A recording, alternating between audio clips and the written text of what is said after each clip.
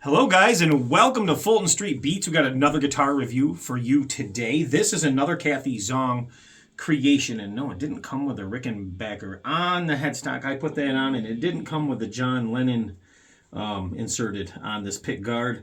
I did that also, so yeah, it's on me. I like this guitar, and I want to give you a little information about these little Rick short scale guitars, because a lot of people don't know what's required to actually get a decent sound out of these. The first thing you're going to want to do if you get one of these little short scales, any short scale really, especially with a Bigsby style bridge, is you're going to need to put heavier gauge strings on them. Nines don't work. They tend not to work on these style guitars. And there's a lot of reasons why. Well, number one, we have a Bigsby, and we simply need more tension on things to keep things more stable. So Rickenbacker themselves, actually, on the version that they make, recommend 12s, even 13s on these guitars, and they play much better. They give you that tone that you're looking for in a vintage style guitar. If you do that, I hope that makes sense to you. And another thing that you want to take into consideration if you're buying a little short scale is your tuning is really a lot more fine and minute, which means the guitar can come out of tune, I don't want to say easier, but when it comes out of tune, it's more noticeable. So you want to keep that in mind too, which is why you want to run a good set of heavy gauge strings on it. This one came very well set up. Strings, definitely not. There were actually 9s on this guitar, so I did upgrade the strings. But it sounds really nice. It's got a nice tone. It's not all microphonic, and it's got a really beautiful, beautiful finish on this guitar. It really, really does. No, this is a cheap Chinese Rickenbacker truss rod cover that I put on. It actually comes with this one on it. And it's just a plain. So if you're not a fan of trades, there you go. You can put that. You can take this part off. You don't need it. I just thought it was cool. Probably going to order a raised one eventually, because this is definitely not a guitar that I'm going to be playing all the time. It's definitely just kind of a wall hanger. Yes, the fretboard is glossy. The frets are very well done. It does stay in tune. The nut is cut remarkably well.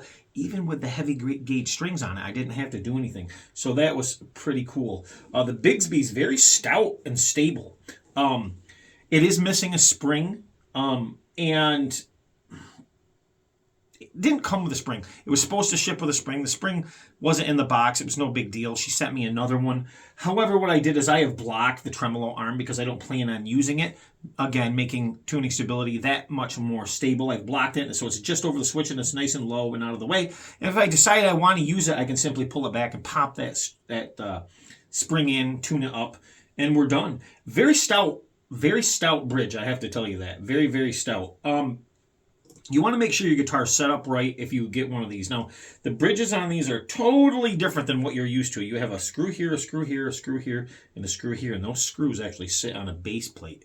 And you have to adjust those screws to get you the right, intonation, action, everything. They all work in conjunction with each other, as well as adjusting your intonation screws. Everything works in conjunction. So if you're a little off, you really got to know what you're doing to get in there and do that. That's why these guitars aren't for everybody. But it is a really comfortable, nice playing guitar. It teaches you to play a little tighter.